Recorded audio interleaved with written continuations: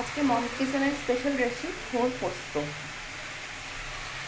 সর্ষের তেল কড়াইতে দিলাম, দিয়ে শুকনো লঙ্কা, তেজপাতা, সর্ষের ফোড়ন দিয়ে আলুটা ভাজা ভাজা করে ফোড়টাকে সর্ষে, পোস্ত, লঙ্কার গুঁড়ো, কাঁচা তেল, হলুদ, মিষ্টি, নুন সমস্ত কিছু মেখে আলুটা ভাজা ভাজা হয়ে গেলে ফোড়টা কড়াইতে তুলে ঢাকা দিয়ে দিলে ধীরে ধীরে ফোড়টায় জল বেরিয়ে শুকনো শুকনো হলেই ফোড়ের রেসিপি কমপ্লিট হবে।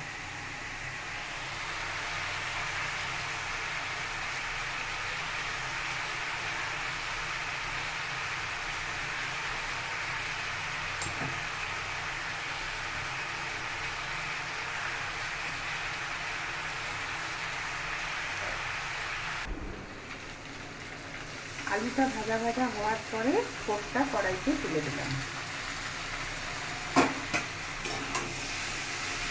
এবার আলু আর ফোড় মিশিয়ে নিচ্ছি।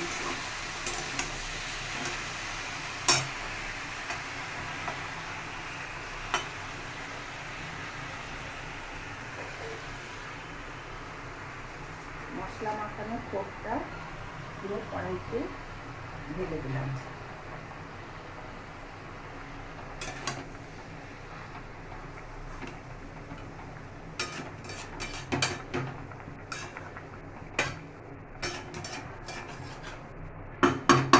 এইবারে গ্যাস কমিয়ে